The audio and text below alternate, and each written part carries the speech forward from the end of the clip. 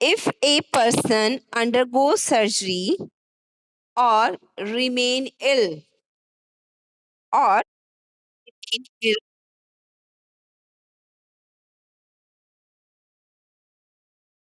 if a person if a person undergoes surgery,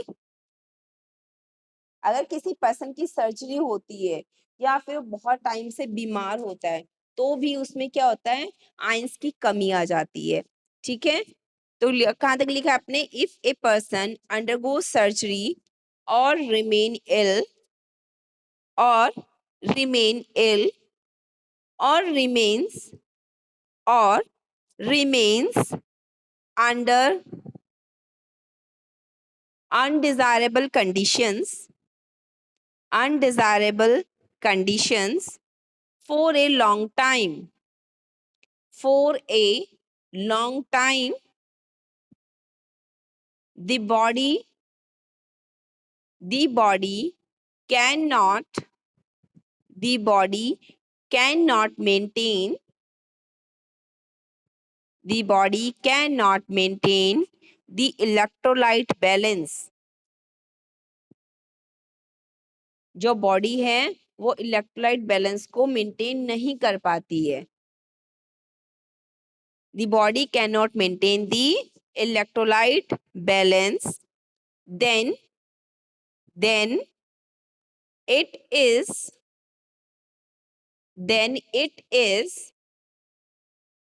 done by external administration, then it is done by external administration, comma, which is termed as replacement therapy, which is termed as replacement therapy।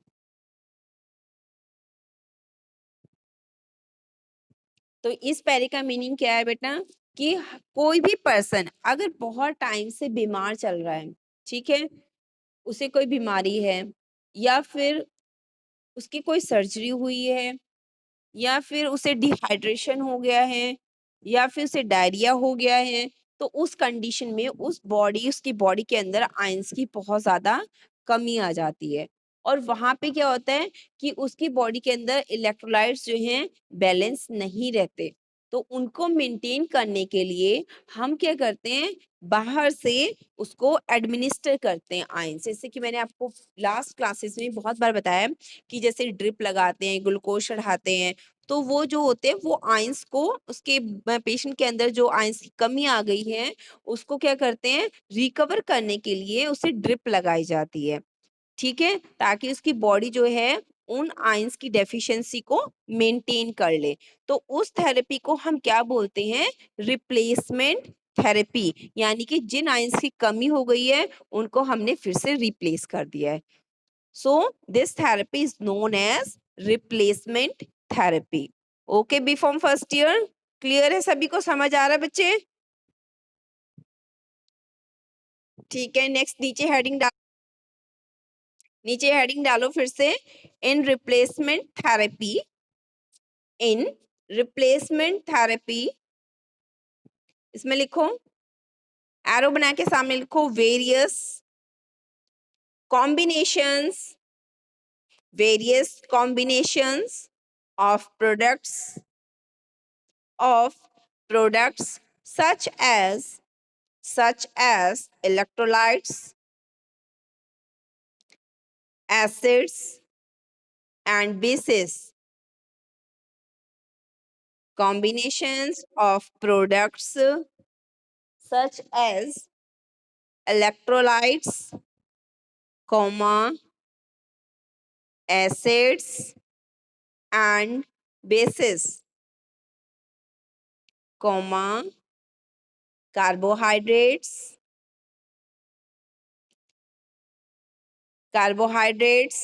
comma, proteins, comma, amino acids, amino acids and blood products and blood products given in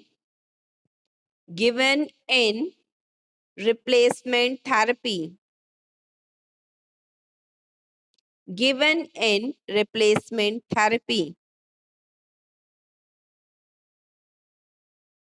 तो इस replacement therapy में बच्चे patients को क्या क्या दिया जाता है, उसे हम बहुत सारे इलेक्ट्रोलाइट्स भी दे सकते हैं सोल्यूशन की फॉर्म में, ठीक है, एसिड्स एंड बेसिस भी दे सकते हैं। मींस अगर उसका जो स्टमक का अंदर का पेट के अंदर का एनवायरनमेंट है बहुत ज्यादा बेसिक नेचर का हो गया है, तो हमें वहाँ क्या करना पड़ता है, थोड़ा बहुत एसिडिक नेचर बनाने के लिए उसे एसिड्स भी दे सकते हैं, बेसिस भी दे सकते हैं। अगर एसिडिक एनवायरनमेंट हो गया है तो कार्बोहाइड्रेट्स भी देते हैं ताकि उसे इंस्टेंट एनर्जी की जरूरत हो, तो हम कार्बोहाइड्रेट्स भी देते हैं, प्रोटीन्स देते हैं, ठीक है, अमाइनो एसिड्स, अगर खून की कमी आ गई है तो ब्लड प्रोडक्ट्स देते हैं उसे, ठीक है। तो ये सब चीजें जो हैं पेशेंट को हम देते हैं, तो इन ये सब चीजें किस कैटेगरी के अंडर आती हैं, रिप्लेसमेंट थेरेपी की रिप्लेस किया जा रहा है आपकी बॉडी के अंदर, ठीक है बच्चे।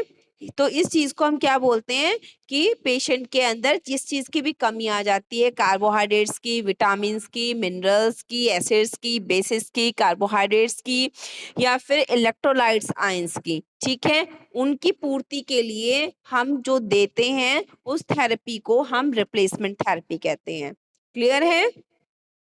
नेक्स्ट लाइन में लिखो नीचे, various body fluid, various body fluid compartments, बहुत सारे फ्लूइड कंपार्टमेंट्स होते हैं, ठीक है। फर्स्ट पॉइंट पे लिखो नीचे, फर्स्ट पॉइंट पे लिखो intracellular fluid, intra INTRA, intracellular, intracellular fluid, intracellular fluid. इसमें एरो बना के सामने लिखो fluid inside the cell, fluid inside the cell, कि सेल के अंदर जो फ्लूइड होते हैं उसे हम क्या बोलते हैं, इंट्रासेल्युलर फ्लूइड। फॉर एग्जांपल, जैसे कि एग्जांपल में लिखो साइटोप्लाज्म, जैसे कि साइटोप्लाज्म होता है, ठीक है, इसमें लिखो फुल स्टॉप 45 to 50%, 45 to 50% यानी कि 45 से 50% तक, 45 to 50% of body weight, of body weight and its volume, and its volume is 30 litre. 45 से 50% तक का हमारा जो बॉडी वेट होता है वो इंट्रासेल्युलर फ्लूइड की वजह से ही होता है, ठीक है। और इसकी वॉल्यूम कितनी होती है, 30 लीटर, क्योंकि आपको बताया गया होगा कि हमारा जो बॉडी का जो वेट होता है वो 80% क्या होता है, 70 to 80% पानी की वजह से होता है। वो कौन सा पानी है, वो यही फ्लूइड्स होते हैं जिन्हें कि हम क्या करते हैं, डिफ्रेंशिएट कर देते हैं कि कुछ एक्स्ट्रा सेलुलर फ्लूइड होते हैं और कुछ इंट्रा सेलुलर फ्लूइड्स होते हैं, ठीक है बच्चे, लिख लिए सभी ने। सेकंड पॉइंट में लिखो इंटरस्टिशियल फ्लूइड, सेकंड पॉइंट में लिखो इंटरस्टिशियल फ्लूइड, स्पेलिंग बोल देती हूँ मैं, INTERSTISHIAL,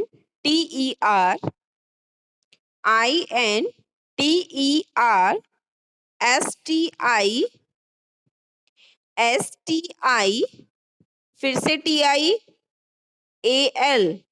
इंटरस्टिशियल फ्लूइड। एरो बना के सामने लिखो फ्लूइड विच इज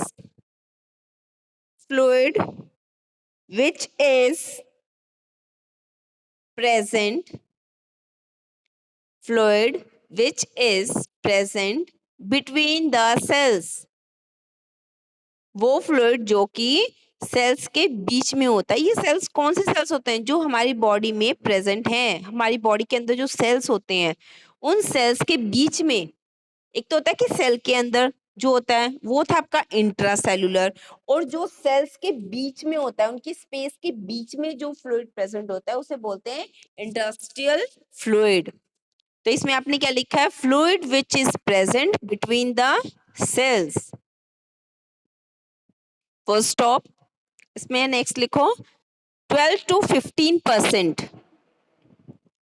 12 to 15%। बच्चे, जो बच्चे लेफ्ट हो रहे हैं मैं उनके लिए बता देती हूँ, अटेंडेंस फिर से लास्ट में होगी और प्रेजेंट वही बच्चे होंगे जो प्रेजेंट हैं, एक्चुअली प्रेजेंट हैं at the last of the lecture. ठीक है, सभी को क्लियर कर देना। ये उन्हें लग रहा है कि शायद पहले अटेंडेंस हो गई है, इसलिए वो लेफ्ट हो रहे हैं। ठीक है, बाद में भी अटेंडेंस होती है तो आप एब्सेंट हो जाते हो। कहां तक लिखा था आपने? 12 to 15% of body weight. Aryan Kumar, off your video.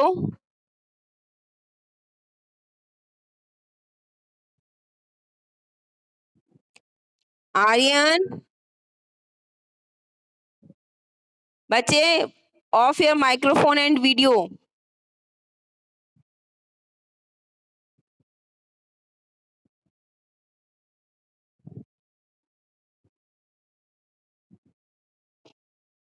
बच्चे off your microphone and video, अपना माइक्रोफोन और वीडियो ऑफ करो।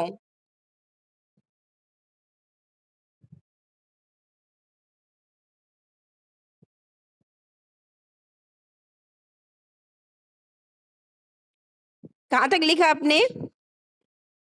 12 to 15% of body weight and its volume is 10 litre. और इसकी वॉल्यूम भी कितनी होती है? 10 लीटर होती है।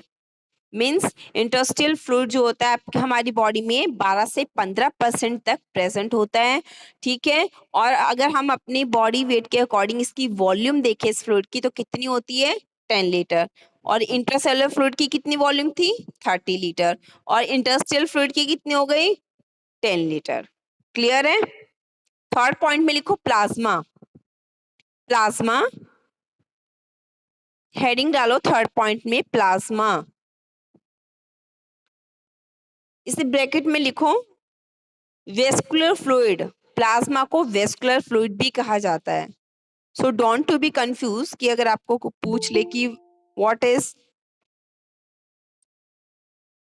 प्लाज्मा, तो आप उसे बोलोगे कि जो वेस्कुलर फ्लूइड है that is also known as plasma. ठीक है, या VASCULAR vascular fluid. FLUID vascular fluid. इसमें एरो बना के सामने लिखो this is the fluid, this is the fluid which is present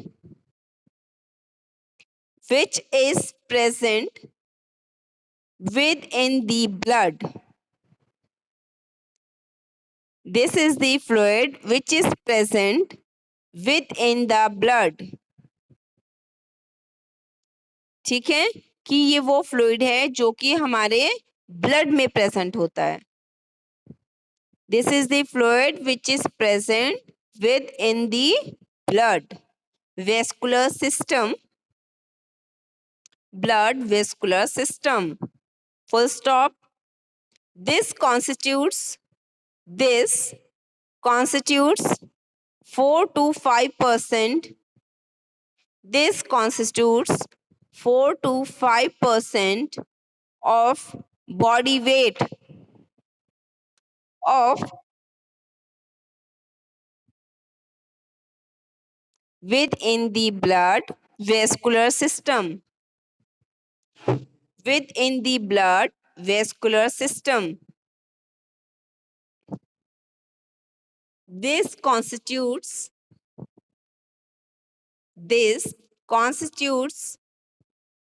4 to 5% This constitutes 4 to 5% of body weight.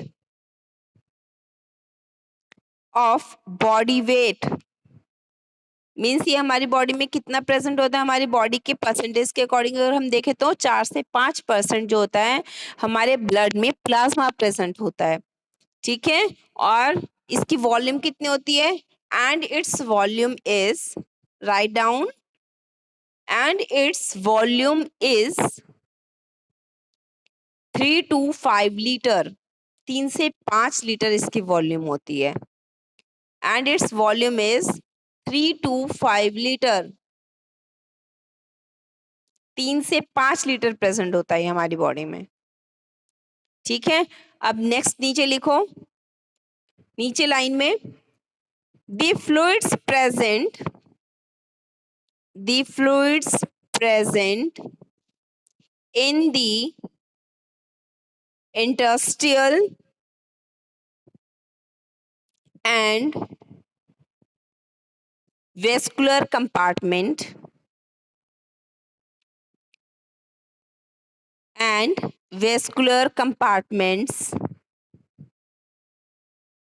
are referred to as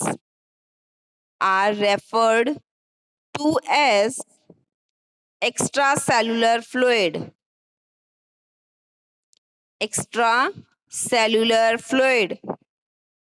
bracket में लिख लेना, कैप्स लॉक लेटर में, capital letters में लिखना है ब्रैकेट में ECF,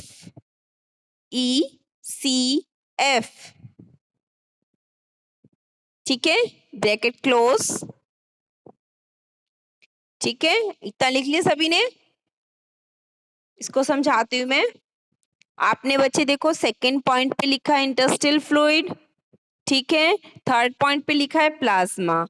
ठीक, तो यहाँ पे जो इंटरस्टिशियल फ्लूइड वाला जो फ्लूइड है और जो प्लाज्मा वाला फ्लूइड है, इन दोनों को अगर हम कंबाइन करके बोलते हैं तो हम उसको क्या बोलते हैं, एक्स्ट्रा सेलुलर फ्लूइड। ठीक है, कि सेल के बाहर हैं ये दोनों, एक्स्ट्रा मींस बाहर। ठीक है, आपने फर्स्ट पॉइंट पे लिखा इंट्रासेलुलर फ्लूइड की जो सेल के अंदर प्रेजेंट होते हैं। ठीक है, लेकिन जो इंटरस्टिशियल फ्लूइड है और जो प्लाज्मा है वो क्या है, एक्स्ट्रा सेलुलर फ्लूइड होते हैं। ये दोनों ही किस कैटेगरी में आएंगे, एक्स्ट्रा सेलुलर।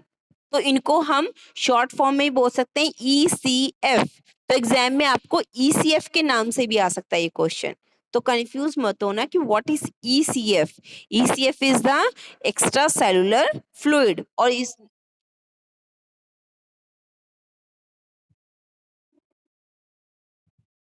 हाँ जी, सेल के बीच में, सेल्स ऐसे जैसे ये जैसे दो सेल है ना, तो इनके बीच में होता है, यहाँ पे होता है। प्लाज्मा बच्चे जो ब्लड होता है ना, ब्लड को जब हम सेंट्रीफ्यूज करते हैं तो उससे एक लिक्विड अलग हो जाता है, तो उसको हम प्लाज्मा बोलते हैं।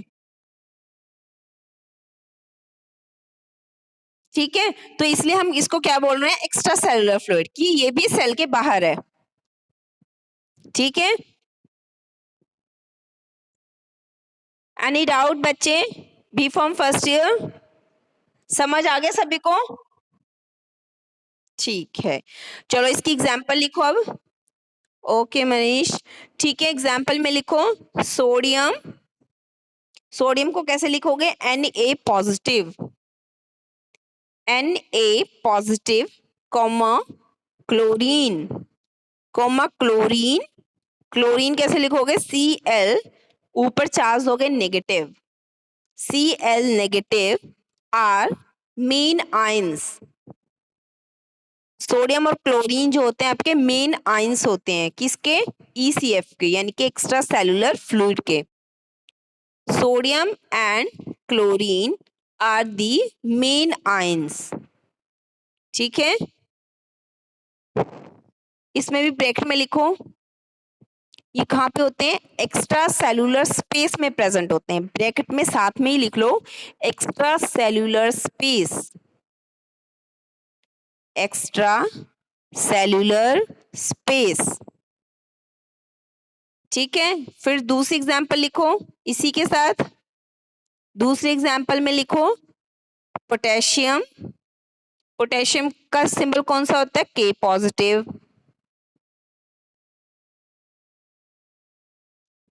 Comma phosphate, comma phosphate are main ions, ये मेन आयंस होते हैं। Potassium,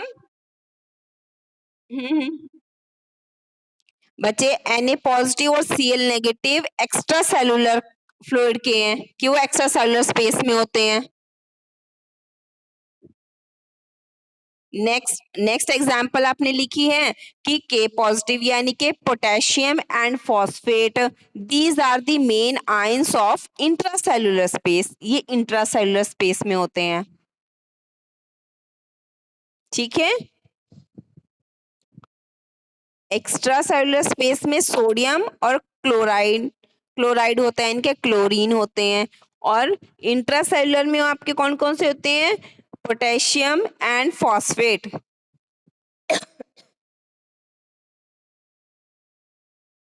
Potassium and phosphate are the main ions of intracellular space.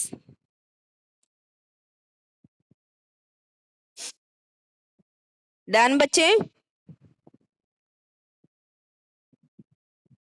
ठीक है, नेक्स्ट नीचे फर्स्ट पॉइंट में लिखो डिहाइड्रेशन, फिर से फर्स्ट नंबर डालो। डिहाइड्रेशन क्या होती है? जब किसी पेशेंट को पानी की कमी हो जाती है तो उसको बोलते हैं ना डिहाइड्रेशन हो गई है, इसके शरीर में बहुत ज्यादा पानी की कमी आ गई है।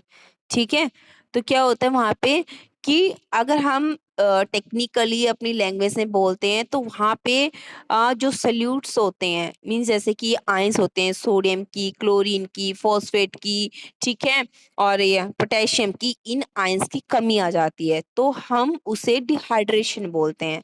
ठीक है, और collectively sodium, chlorine, phosphate, potassium, इनको हम सल्यूट्स बोल देते हैं। क्या बोल देते हैं? सल्यूट्स। तो यहाँ पे आपने डिहाइड्रेशन के सामने लिखना है एरो बना के, डिक्रीज अमाउंट ऑफ सल्यूट्स, की बॉडी में सल्यूट्स की जो है क्या हो जाती है? अमाउंट कम हो जाती है, उस कंडीशन को हम डिहाइड्रेशन बोलते हैं।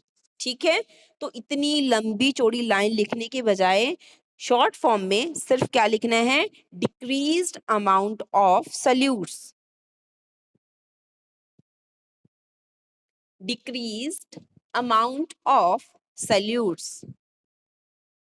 क्लियर है? समझ आ रहा है सभी को? ठीक है बच्चे, सेकंड पॉइंट लिखो, हाइपोवोलेमिया।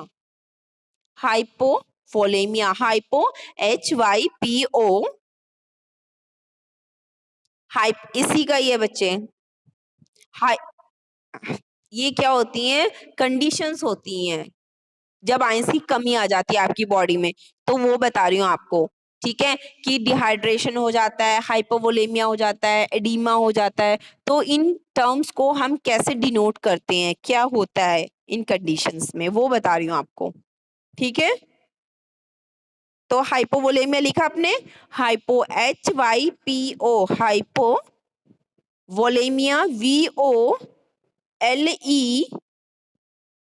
VOLEMIA, hypovolaemia.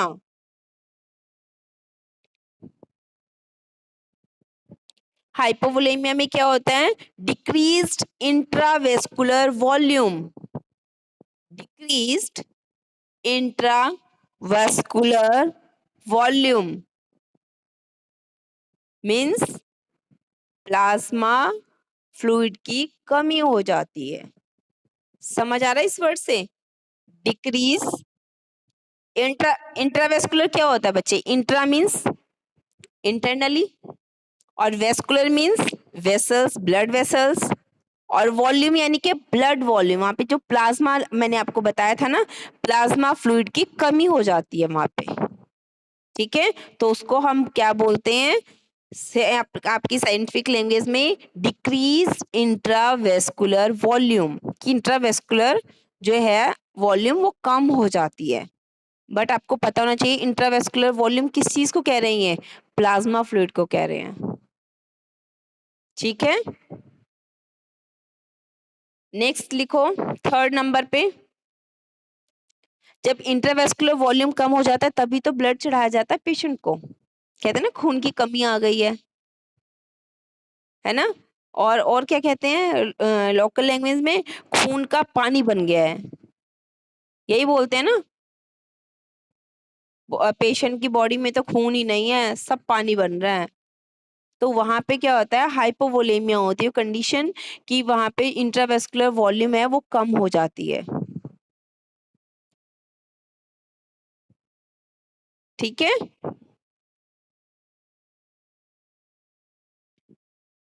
नेक्स्ट लिखो एडिमा। एडिमा,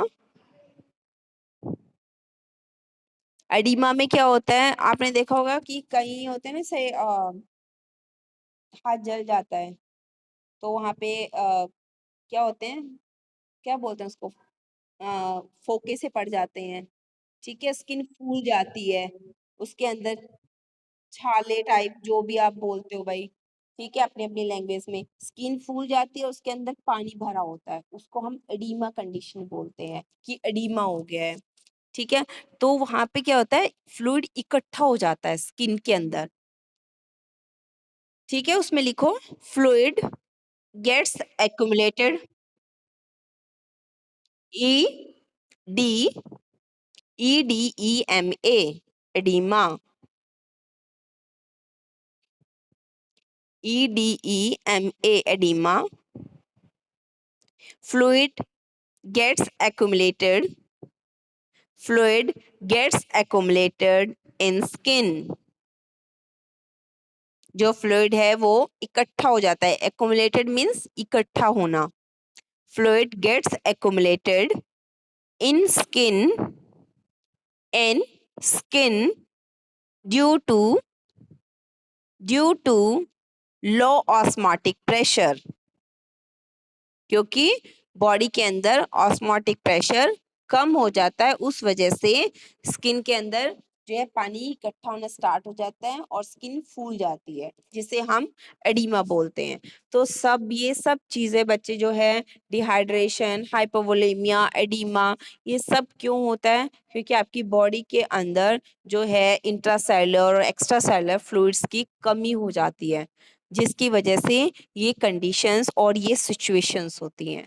ठीक है, नेक्स्ट हेडिंग डालो टॉपिक की, फंक्शंस ऑफ, हाँ बच्चे नेक्स्ट टॉपिक की हेडिंग डालो, आज के लिए इतना ही काफी है। Functions of major physiological ions. ठीक है, नेक्स्ट क्लास में हम ये टॉपिक करेंगे, अपने इसमें सिलेबस में देख लेना। ठीक है, functions of major physiological ions. ठीक है, किसी की कोई क्वेरी है, कोई क्वेश्चन पूछना है? 12 बच्चे प्रेजेंट हैं अभी मीटिंग में। ठीक है, मैं अटेंडेंस बोलती हूँ। Sumit, Sumit, Sumit is present. ठीक, ठीक है बच्चे। विशाल, विशाल, अतुल, अतुल,